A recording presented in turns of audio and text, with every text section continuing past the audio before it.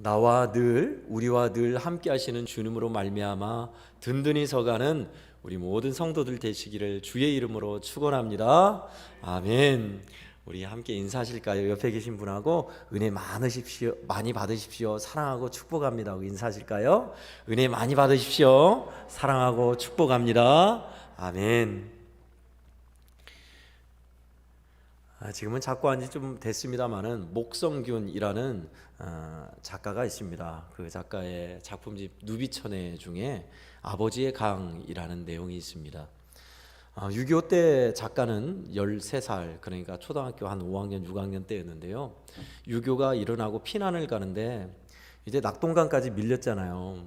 뒤에서는 포화 소리가, 한포 소리가 막 총소리가 들리고 이제 낙동강 상류 어귀에서 강을 건너야 하는데 사람들이 서로 강을 건너고자 아비규환이 이루어져서 나룻배가 그냥 아작이 나버렸어요. 나룻배가 망가졌으니 어떻게 강을 건너요? 사람들이 발만 동동 구르고 있는데 아버지도, 자기를 데리고 왔던 아버지도 우두커니 강만 보고 계시더래요. 그러면서 옷을 벗어라 하면서 옷을 다 모퉁이로 만들어서 머리에 이고 혁대로 그것을 묶었대요. 그리고 아들에게 너는 지금부터 무슨 일이 있어도 내 등에 업혀서 떨어지면 안 된다. 내 목을 꽉 잡고 등에 반드시 업히고 무슨 일이 있어도 그렇게 딱 달라붙어 있으라 라고 하고 강을 건너기로 한 거예요. 강이 당연히 사람 키가 넘지요. 그래서 강 상류니까 그래도 얕은 곳을 찾아서 강에 물을 담그고 아버지가 아들을 업고 건너는 겁니다. 그 기록이에요. 아버지의 강. 한참 강을 건너면서 이제 자기도 목까지 물이 잠기고 막 물이 넘실넘실 되는데 어떤 사람들은 발을 잘못 디뎌갖고 아이와 함께 떠놀려 가는 사람도 있고 급류에서 아버지도 막 휘청할 때도 있고 그때 무서워서 손을 놓고 움직이니까 아버지가 호령을 치면서 단단히 잡으라고 하시면서 강을 건너는 거예요. 강 중간쯤 왔을 때 키가 넘는 물인데도 아버지는 그 물을 처벅처벅 걸어서 결국은 그 강을 건넌 거예요. 강을 건너서 아들을 내려놓고 아버지가 그렇게 흐느껴 우시더래요. 그 울음의 의미가 뭔지, 죽음의 강을 건넌 안도의 울음인지 아니면 이 전쟁통에 대한 삶의 서러움인지 나는 그것이 6.25 발발 원인만큼이나 그게 궁금했다라고 그렇게 기록했더라고요. 그리고 나중에 아버지도 돌아가시고 자기가 성년이 되어 노년이 되어 그 강가를 한번 찾았대요. 근데 그때만큼 물이 많지 않고 이제는 모래로 다 덮여서 아버지가 건넜던 그 깊은 강은 온데간데 없더라. 그런 내용입니다. 아버지의 강이지요. 그러면서 아버지도 옷을 벗고 아이를 업고 갔을 거 아니에요. 그때 아버지 등에 있는 큰 점, 붉은 점을 보면서 그렇게 크고 강했던 아버지의 원동력이 그 점이었나 보다라고 기록했습니다. 어느 부모이건 자식을 위하는 부모의 마음은 같지요. 그렇게 살뜰하게 자녀를 살피고 지키려는 부모의 마음은 예나 지금이나 동서고금이 다르지 않습니다. 여러분, 어쩌면 우리가 부모가 되어 자식을 키우는 것이요, 하나님이 우리를 자녀 삼으셔서 키우는 하나님의 사랑의 마음을 이해하라고 자녀를 주신지도 몰라요. 오늘 본문에는 거칠기 짝이 없고 길이 하나도 없어서 죽을 수밖에 없는 그 넓은 광야의 길을 이스라엘 백성들을 업고 가시는 아버지의 모습이 나옵니다. 오늘 본문에 그렇게 표현하고 있습니다. 내가 애굽 사람에게 어떻게 행하였음과 내가 어떻게 독수리 날개로 너희를 업어서 내게로 인도하였음을 너희가 보았느니라. 하나님이 얼마나 아무것도 없고 힘도 없고 무력한 종살이했던 그들을 얼마나 놀랍게 지켜주시고 강한 손으로 보호하셔서 꺼내내셨으며 아무것도 없고 먹을 것도 없고 대책 없고 가야 하는 그 광야의 길에서 하나님이 얼마나 살갑게 업고 안으며 여기까지 왔는지 너희가 보았느니라 하신 말씀이에요. 그런데 그렇게 이끄셔서 하나님이 결국 어떻게 하시겠다는 걸까요? 그 후반부에 있습니다. 내 말 잘 듣고 내 언약 지키면 모든 민족 중에서 너희는 내 소유가 되고 제사장 나라가 되고 거룩한 백성이 될 것이다 라는 말씀입니다. 일맥상통한 내용이 신약성경 베드로전서 2장 9절에 나와 있습니다. 베드로전서 2장 9절은요, 우리에게 하나님께서 하신 말씀이 너희는 택한 족속이요 왕같은 제사장들이요 거룩한 나라요 그의 소유된 백성이니 이는 하면서 이게 결론이에요. 이렇게 택한 족속, 왕같은 제사장, 거룩한 족속으로 내가 택했다. 왜냐하면 이는 그 후반부가 중요합니다. 너희를 어두운 데서 불러 그의 기이한 빛에 가게 하신 이 하나님이시죠. 하나님의 아름다운 덕을 선포하게 하려 함이라. 하나님이 나에게, 우리에게 얼마나 너무나 고맙고 좋으신, 축복하시는 하나님, 은혜 주시는 하나님, 끊임없이 참아주시는 너무나 좋으신 하나님이신 줄 기쁨으로 자랑하게 만들려고 하셨대요. 여러분, 하나님이 그렇게 살갑게 인도하였던 사람들이 성경에는 기록되어 있습니다. 많이 있지요. 3명을 예를 들면 그렇습니다. 먼저는 그 옛날 사람 요셉을 들 수 있습니다. 요셉의 인생이 참 기구한 드라마 같지요. 그러나 요셉이 정말 절체절명의 순간, 아찔한 순간, 유혹의 순간 있었잖아요. 먼저는 형들에게 미움을 당해서 구덩이에 빠진 겁니다. 우리가 생각하는 그냥 빈 구덩이, 사람 키만 약간 넘거나 가슴 높이 구덩이가 아니에요. 사람 키를 훨씬 넘는 구덩이에요. 구덩이를 판 목적은 그 구덩이에 물이 고이게 하여서 양떼나 가축들을 먹이려고 판 구덩이에요. 만약에 물이 있었다면 요셉은 거기에서 익사했을 겁니다. 그러나 물이 없는 구덩이에 빠졌고 하나님은 거기서 건져내셨죠. 그 다음에 요셉이 팔려간 곳은 애굽이에요. 애굽은 우상의 나라고 얼마나 유혹이 많고 타락한 곳입니까? 그곳에서 정말 불같은 시험을 받았지요. 종으로 팔려가고 주인집 마님이 얼마나 매일매일 유혹했던지. 혈기방장한 27살 20대 중후반. 근데 하나님이 놀라운 은혜의 손길로 그를 시험 가운데서도 지켜주셨어요. 그뿐입니까? 요셉은 진짜 어떻게 할 수 없는 절망의 순간, 깊은 감옥에 갇혀서 희망이 없는 그 순간에도 하나님께서는 그와 동행해 주시고 은혜 내려주셔서 깊은 절망의 감옥에서 꺼내시지요. 그게 요셉의 인생이었어요. 얼마나 불같은 시험 많았고 어려움 많았습니까? 나올 수 없는, 헤아릴 수 없는 절망이 있었습니까? 그러나 하나님은 동행하셔서 그의 인생을 그렇게 업고 안으셔서 세우시죠. 요셉뿐입니까? 여러분이 잘 알고 있는 다윗은요, 왕 다윗 말고요, 소년 다윗 보세요. 그에게 무슨 무기가 있습니까? 힘 있는 사람, 그를 뒤에서 봐주는 사람이 있었습니까? 아무도 없어요. 그럼 아무것도 없는 무방비 상태인 그를 왕이, 사울이 죽이려고 음모를 꾸미고 사람들을 통해서 죽이려고 하잖아요. 그 어려운 순간에도 하나님은 지켜주시고, 그 이후에는 죽음의 추적을 피해서 광야에서 유리걸식하잖아요. 짐승처럼 그렇게 광야에서 집도 없이 절도 없이 동굴에서 자고 유리걸식하며 살지만, 그 사람 다윗 혼자만 도망친 게 아니었어요. 다윗을 따라서 함께했던 식솔들이나 다윗을 따랐던 사람들이 400명, 500명, 600명 그랬죠. 그 많은 사람들이 일망타진되지 않고 하나님께서 먹을 것을 주시고 지켜주신 역사, 기가 막히죠. 얼마나 어려웠으면 블레셋이라는 이스라엘의 적군 나라로 망명을 했겠어요.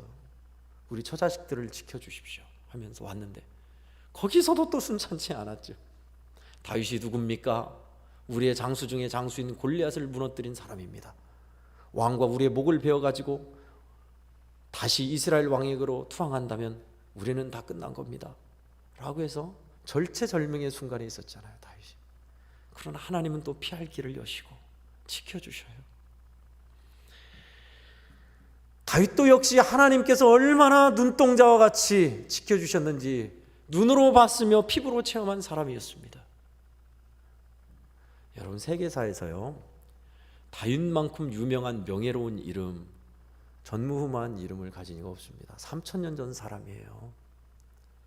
예수님 전에 1000년 전 사람이니까 지금부터 예수님 전에 2000년 사람이잖아요. 그러니까 3000년 전 사람이에요. 누구나 다 좋아해요, 다윗은. 하나님을 그토록 잘 섬긴 왕으로 다윗은 그렇게 영예와 축복과 은혜를 받았죠. 하나님이 그를 그렇게 이끌어 가셨어요. 끝으로는 다니엘과 세 친구들이요, 나라가 망했고 포로가 됐습니다. 여러분, 바벨론에는 그만한 수재, 그만한 엘리트들 없었을까요? 아니요, 많았어요. 바벨론이 점령한 나라는 유대만 있는 것이 아니었습니다. 각 민족에 날고 긴다는 수재들만 다 모아놓은 거예요. 그 자리에서 하나님이 그들을 눈동자같이 지켜주시고 지혜롭게 하시고 명철하게 하셔서 쓰신 거 보세요. 어려움이 없었을까요? 왜 없었겠어요? 당장 우상 음식 먹는 것부터 어려웠잖아요. 그럼에도 하나님이 결과치로 입증하게 하셨고, 뿐만 아니라 풀무불에서 우상에게 절하지 않는 그들을 머리털 하나 끄슬리지 않게 하나님이 지켜주시고, 다니엘은요, 정권이 바뀌고 나라가 바뀌어도 여전히 총리예요.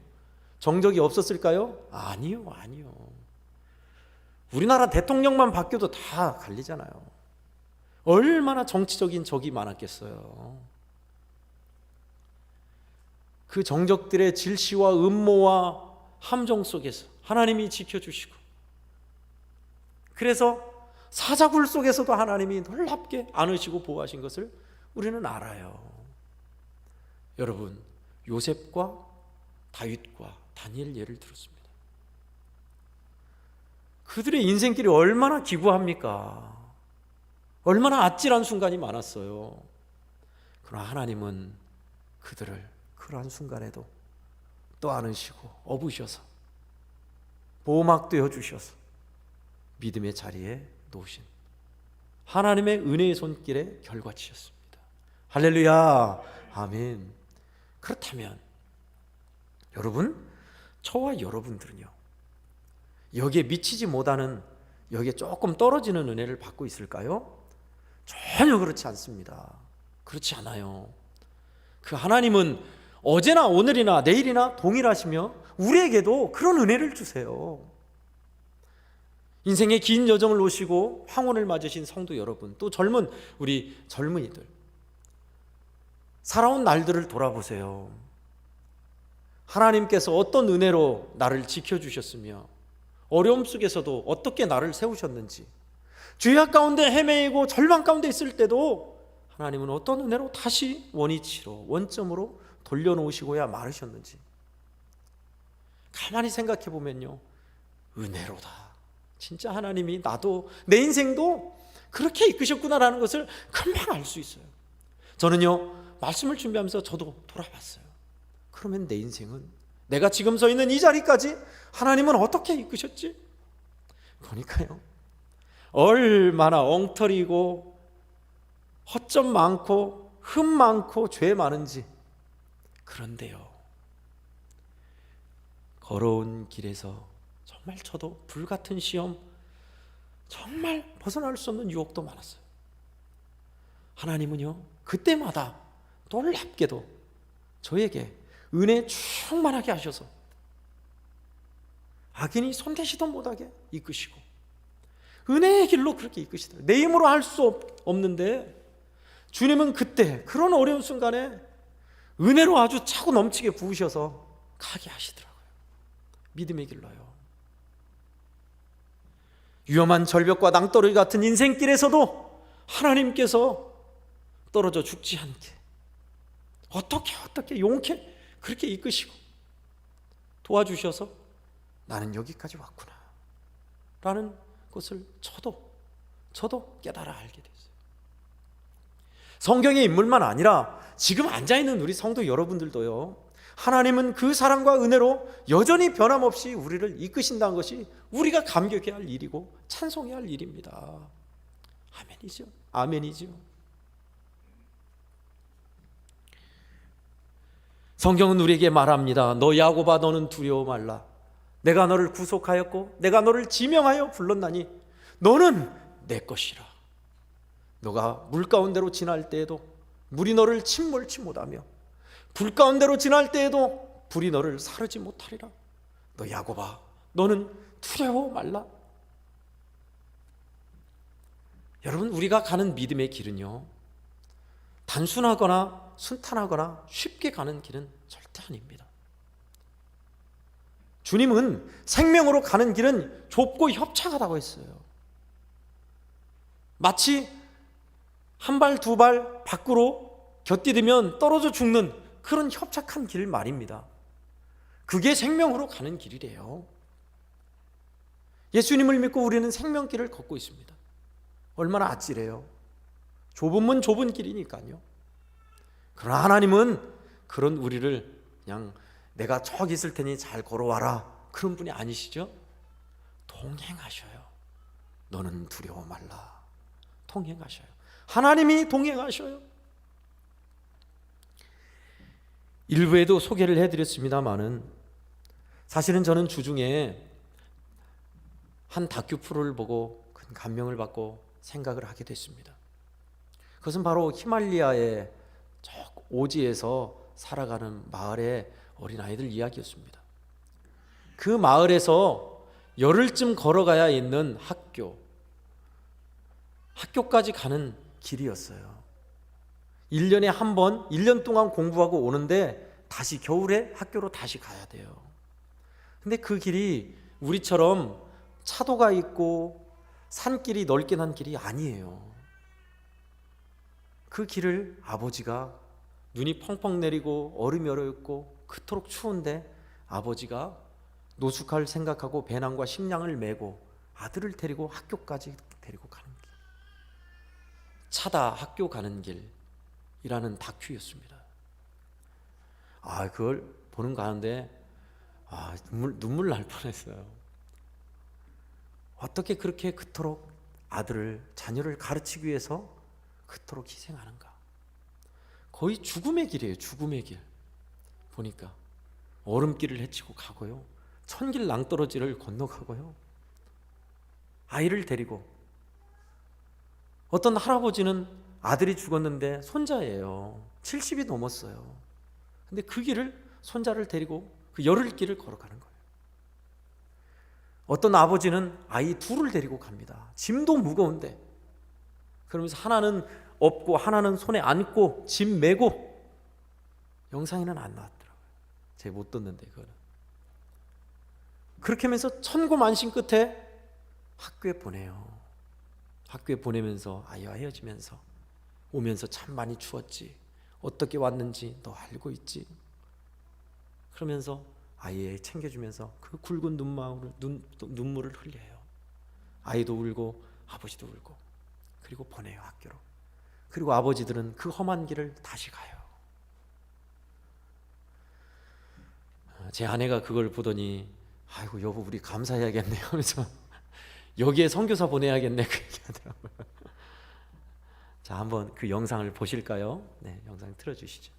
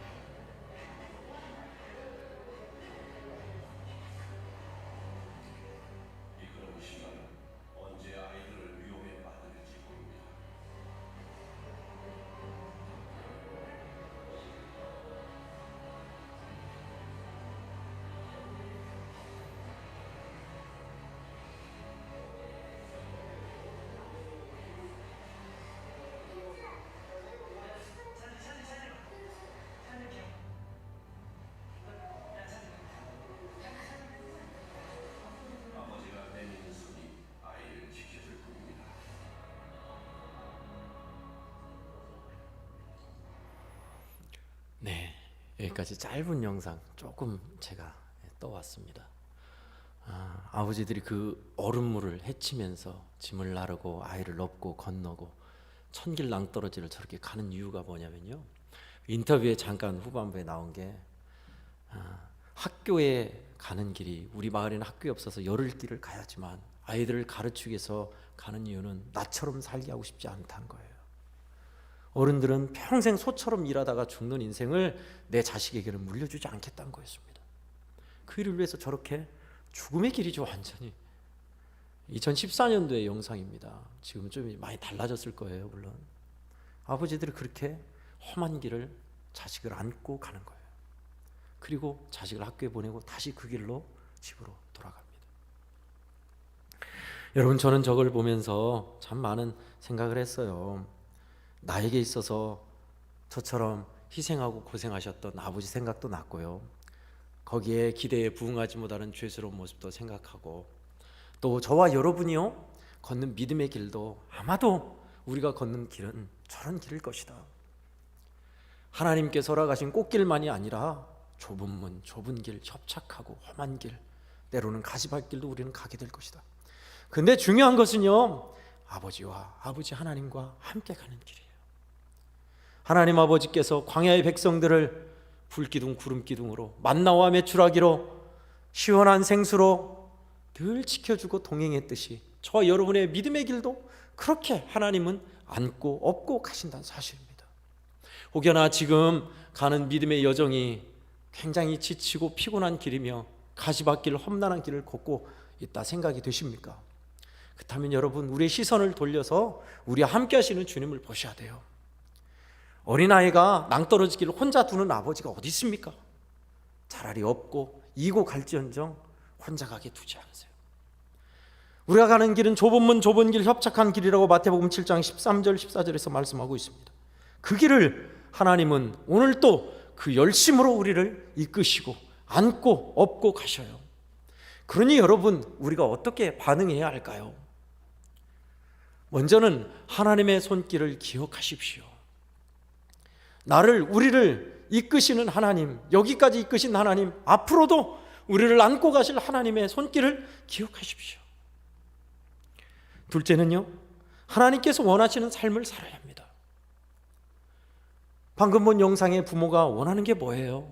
자식들 행복하게 잘 되게 하기 위해서, 나처럼 평생 소처럼 일하지 않게 하기 위해서, 그런 거잖아요.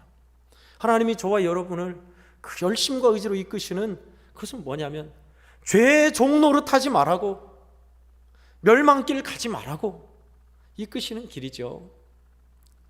주님이 사랑하시는 성도 여러분, 그러므로 우리는 하나님의 말씀을 따라야 돼요. 그것이 죄의 종노릇 않는 길이며 지혜롭게 사는 길이에요. 내 말을 듣고 행하는 자는 반석 위에 집을 짓는 자와 같으리니. 아멘. 그렇습니다. 캄캄한 인생 길이죠. 저와 여러분도 그 길을 걷고 있습니다. 앞으로 5년 뒤, 10년 뒤 내가 어떤 모습일지, 내가 지상에 존재하고 있을지 없을지 우리는 몰라요. 캄캄한 인생길을 걸어갑니다.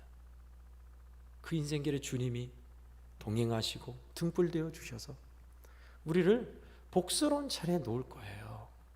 성도 여러분, 믿으십시다. 아무리 험난한 길이라도 하나님이 함께 하시면 괜찮아. 하나님이 지켜주실 거야. 그 믿음을 가지고 하나님의 그 손길을 기억하며 사는 사람들, 이곳에 앉아 계신 우리 성도 여러분, 우리 주님은 우리 성도 여러분들을 너무나 사랑하세요. 그 사랑을 누가 끊을 수 없고 막을 수 없어요. 포기하지 않는 사랑입니다. 보기에도 아깝고 눈에 넣어도 아프지 않을 만큼 우리 주님은 우리 성도 여러분들을 너무나 사랑하세요. 믿음의 길에서 혼자 아니에요. 여러분, 용기를 얻으십시오. 하나님이 얼마나 뜨겁고 놀라운 사랑으로 이끄시는지 여러분, 그것을 깨닫게 해달라고 구하십시오. 오늘 말씀을 통해서요, 하나님께서 이스라엘 백성들은 그 광야 척박한 곳, 생물이 살아남을 수 없는 곳, 사람이 존재할 수 없는 곳에서 없고 안으시며 가셨습니다. 하물며 우리일까요? 십자가의 어린 양을 매달아 죽기까지 사랑한 우리를 하나님은 더 놀랍게 이끄시죠.